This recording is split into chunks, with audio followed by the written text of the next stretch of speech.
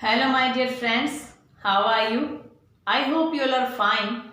Welcome to my channel, Law Scholars and Legal Issues. I am Advocate Vanita. I am presenting here today with an important topic that is also a very important part of our marriage life. सबसे पहले तो आप सभी को करवा चौथ की हार्दिक शुभकामनाएं। आपको करवा चौथ की बहुत बहुत बधाइयां हों। और ये जो बधाइयां हैं ये सिर्फ महिला के लिए नहीं बल्कि पुरुष के लिए भी है, क्योंकि करवा चौथ का जो व्रत है वो हस्बैंड वाइफ दोनों के रिलेशन से जुड़ा हुआ है और हस्बैंड की उम्र की सलामती के लिए, लंबी उम्र के लिए महिलाएं जो है ये पावन व्रत को करती है। तो मेरी तरफ से हस्बैंड वाइफ दोनों को ही करवा चौथ की हार्दिक शुभकामनाएं। आज का जो मेरा विषय है वो विषय किसी प्रकार से आप कह सकते हो कि ना तो ये पत्नी के खिलाफ है और ना ही पति के खिलाफ है। इससे पहले जो मैंने कुछ एक वीडियो बनाया है उसमें मैंने आपको ये बताया है कि पति की गलतियां हो या पति की कोई कमियां हैं उसकी वजह से पत्नी को क्या क्या कानूनी अधिकार हैं, या पत्नी की वजह से जो उसकी लापरवाही है हस्बैंड को क्या क्या राइट्स है, उसके बारे में मैं इससे पहले वीडियो बना चुकी हूँ। अगर आपने वो वीडियो नहीं देखे तो आप देख सकते हैं। आज करवा चौथ के इस पावन अवसर पर मैं ऐसा कोई वीडियो लेकर नहीं आई हूं जिसमें हस्बैंड वाइफ के बीच के मनमुटाव का वर्णन हो। आज का जो मेरा विषय है वो है कि शादीशुदा जीवन में उसको सुख में कैसे बनाएं, हस्बैंड वाइफ आपस में तालमेल कैसे रखें, उससे संबंधित आज का मेरा विषय है। आज का मेरा जो वीडियो है वो स्पेशली हस्बैंड वाइफ को साथ जोड़कर रखने के लिए ही बनाया गया है। सबसे पहले बात आती है कि जब शादी होती है तो हस्बैंड वाइफ कुछ सपने संजो के अपने जीवन को चलाने का प्रयास करते हैं। हर कोई सपना रखता है। वाइफ सोचती है कि उसका हस्बैंड शादी के बाद उसके साथ इस प्रकार का व्यवहार करेगा, उसको इस प्रकार की सुविधाएं मिलेगी, हस्बैंड उसकी बातों को समझेगा। यही सब उम्मीदें जो हैं पति भी अपनी पत्नी से रखता है। लेकिन हम देखते हैं कि शादी के बाद हस्बैंड वाइफ के बीच में मनमुटाव हो जाता है, गलतफहमियां हो जाती है, अविश्वास की बात हो जाती है, शक शुरू हो जाते हैं। हस्बैंड कहता है कि वाइफ उसके माता पिता की संभाल नहीं कर रही है। वाइफ कहती है कि वो हस्बैंड जो है उसे अपने मायके वालों से मिलने नहीं दे रहा है। तो इस प्रकार की काफी समस्याएं होती हैं जिनकी वजह से हस्बैंड वाइफ का जो रिलेशन है वो डाइवोर्स के कगार पर भी पहुंच जाता है और ये रिश्ता टूटता ही जाता है। दोनों के बीच में जो खाइयां होती है गलतफहमियों की वो काफी हद तक बढ़ती जाती है। तो आज मैं आपको कुछ ऐसे विचार आपको सामने रख रही हूं जो मैंने अपने व्यक्तिगत शादीशुदा जीवन में अनुभव किए हैं। सबसे पहली बात, हस्बैंड वाइफ के बीच में अगर अपने शादीशुदा जीवन को अच्छे से चलाना है, सुख में बनाना है, खुशी से बिताना है, तो सबसे पहला जो मुख्य पॉइंट होगा वो होना चाहिए विश्वास। हस्बैंड को अपनी वाइफ पर और वाइफ को अपने हस्बैंड पर पूरी तरह से विश्वास रखना होगा। अगर एक प्रकार का शक का बिंदु भी उन दोनों के बीच में आ गया तो वो रिश्ता ज्यादा लंबे समय तक नहीं चल सकता, क्योंकि शक एक ऐसी बीमारी है जो दिखाई तो नहीं देती लेकिन वो किसी भी रिश्ते को खत्म करने में महत्वपूर्ण भूमिका निभाती है। सबसे पहले हस्बैंड को अपनी वाइफ पर पूरी तरह से विश्वास रखना पड़ेगा। आज के इस टेक्निक के जमाने में हर एक व्यक्ति व्हाट्सएप का यूज कर रहा है। अगर हस्बैंड अपने कॉलेज के कुछ स्टूडेंट्स, कॉलेज के कुछ फ्रेंड्स हैं या अपने कलीग्स हैं उनके साथ अगर व्हाट्सएप पे चैटिंग करता है तो उस मामले में वाइफ को उस पर शक नहीं करना चाहिए। अगर किसी प्रकार का कोई डाउट हो तो उसी टाइम उस डाउट को क्लियर कर लो।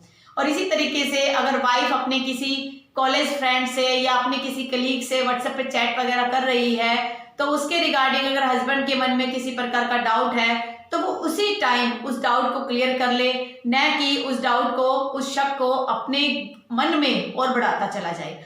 अगर हस्बैंड वाइफ उसी समय उस शक को दूर कर लेते हैं तो इनमें किसी प्रकार की गलतफहमी का कोई भी कारण नहीं रहेगा, ना ही कोई दूसरा व्यक्ति उन दोनों के बीच में गलतफहमियां पैदा कर सकता है।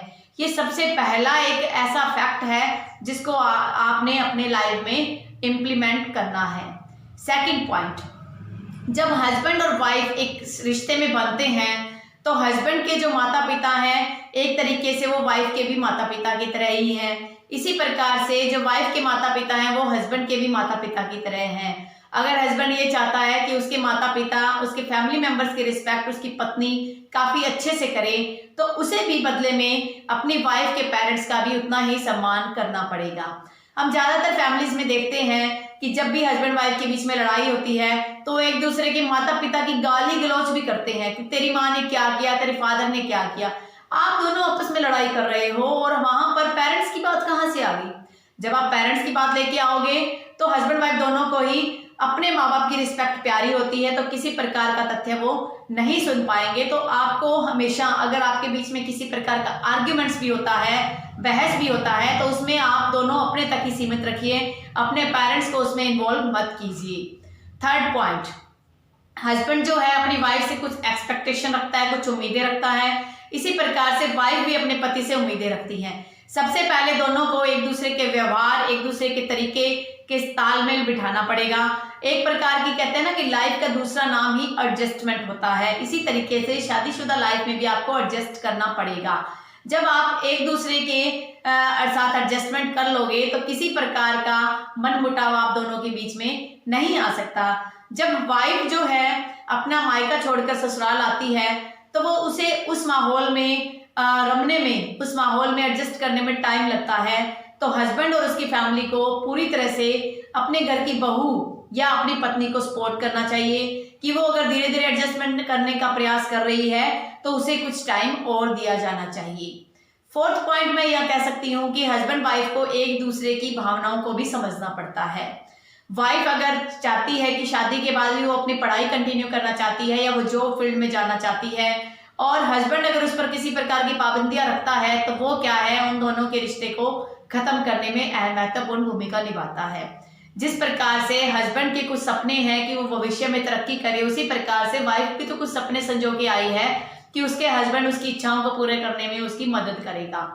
लेकिन जब शादी करके वो आती है तो वो देखती है कि हस्बैंड जो है अपने पेरेंट्स की ही टोटली बात को मानता है और उसकी बातों को इग्नोर कर रहा है, तो उस मामले में उसे असहजता का भाव होता है। उसे लगता है कि यहाँ वो सेफ ही नहीं है, उसकी बातों को ध्यान ही में नहीं दिया जा रहा, उसको इग्नोर किया जा रहा है, उसको अलग थलग समझा जा रहा है। तो अगर आप ऐसा कुछ करते हो तो उसे भी आप बचिए, क्योंकि जब तक आप उस चीज से नहीं बचोगे तब तक आप अपने लाइफ में, अपने शादीशुदा जीवन में एक बैलेंस नहीं बना पाओगे। और जब तक किसी प्रकार का बैलेंस नहीं बनेगा तो आप मान के चलिए कि आपका जो शादीशुदा जीवन है वो लंबे समय तक नहीं चल पाएगा। उसके अलावा हस्बैंड वाइफ के रिलेशन को मधुर बनाने में उनके पेरेंट्स का भी इंपॉर्टेंट रोल होता है। अगर हस्बैंड वाइफ के बीच में हल्का सा मनमुटाव हो गया या सास ससुर ने बहू को कुछ कह दिया, तो वो क्या करते हैं कि सबसे पहले जाकर अपने पेरेंट्स को फोन करते हैं। उनको लगता है कि उनका पेरेंट्स ही उनकी समस्या का हल निकाल सकते हैं। और कई बार जो है लड़की के माँ बाप, मायके वाले जो है उसको इतना दिशा भ्रमित कर देते हैं कि वो अपना फायदा ना सोचकर बल्कि उन पेरेंट्स की बातों में आ जाती है। तो मेरी सभी पेरेंट्स से भी एक रिक्वेस्ट है कि वो अपने बच्चों को अपनी लाइफ में एडजस्टमेंट करने दीजिए। आप इतनी ज्यादा अपनी इन्वॉल्वमेंट वहां पर मत लाइए। उन दोनों की लाइफ की जो जजमेंट्स है कुछ हद तक उन्हें खुद ही लेने दीजिए। लेकिन जब आपको लगता है कि उनके जो बीच का मनमुटाव काफी बढ़ रहा है तो आपको उन दोनों को साथ रखने का प्रयास करना चाहिए। मैंने कई जगह ऐसे मामले देखे हैं जहां लड़की के माँ बाप या लड़के के माँ बाप ये चाहते हैं कि इनका डाइवोर्स हो जाए, इनकी नई निबरी तो डाइवोर्स हो जाए।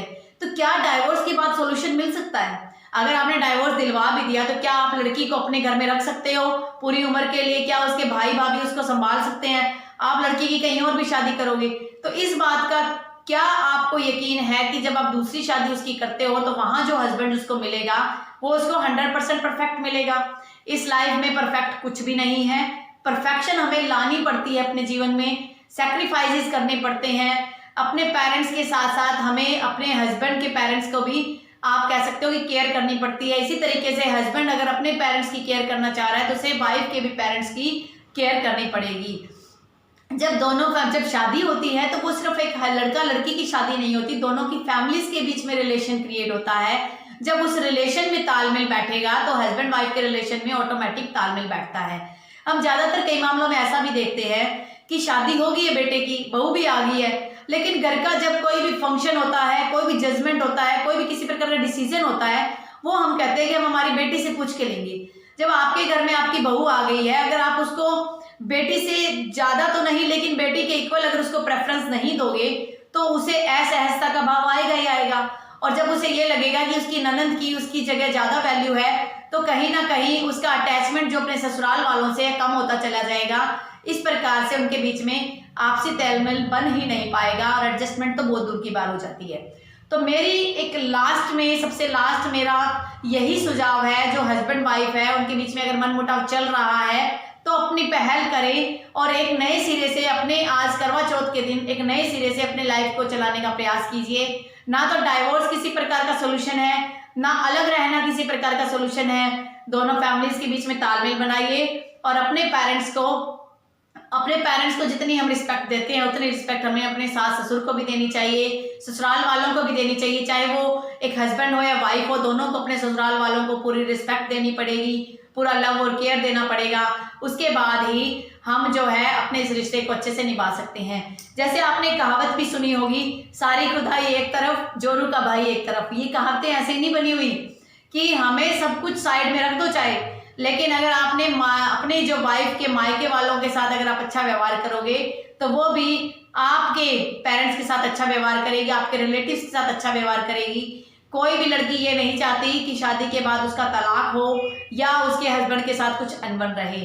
तो आज इस करवा चौथ के इस पावन मौके पर मैंने जो आपको कुछ एक सुझाव दिए हैं, जो मैंने अपनी व्यक्तिगत लाइफ में अनुभव किए, अपने व्यक्तिगत मैरिड लाइफ में अनुभव किए, आई होप आपको मेरे ये सुझाव अच्छे लगे होंगे। अगर आपको मेरे ये सुझाव अच्छे लगे हैं तो आप इनको अपनी लाइफ में इम्प्लीमेंट जरूर कीजिएगा। जिनकी शादी होने वाली है या जिनकी शादी हो चुकी है और कुछ मनमुटाव है तो इनको आप अप्लीकेबल करके देखिए, ये कहीं ना कहीं आपको काफ़ी हेल्पफुल होंगे। हम कई बार ये भी सोचते हैं कि अगर मैं अपनी पत्नी के सामने पहल कर लूँगा कि हाँ तो मेरे साथ अच्छे से रहे तो मेरी जो है ईगो हर्ट हो जाएगा। ऐसा कुछ नहीं होता। जब शादी हो जाती है तो हस्बैंड वाइफ आप कह सकते हो कि दो जिस्म और एक जान ही होते हैं। अगर उन दोनों में किसी ने भी अगर पहल कर दी तो कोई छोटा नहीं हो जाएगा। तो अपने शादीशुदा जीवन को बचाने के लिए अगर हमें अपनी तरफ से प्रयास करना पड़े तो हमें वो भी करना चाहिए। कोरोना के इस पीरियड में आप अपने फैमिली मेंबर्स का और अपने नेबरहुड का ध्यान रखिए। Stay home, stay safe, stay healthy. Thank you for watching. Have a nice day. Enjoy करवा चौथ।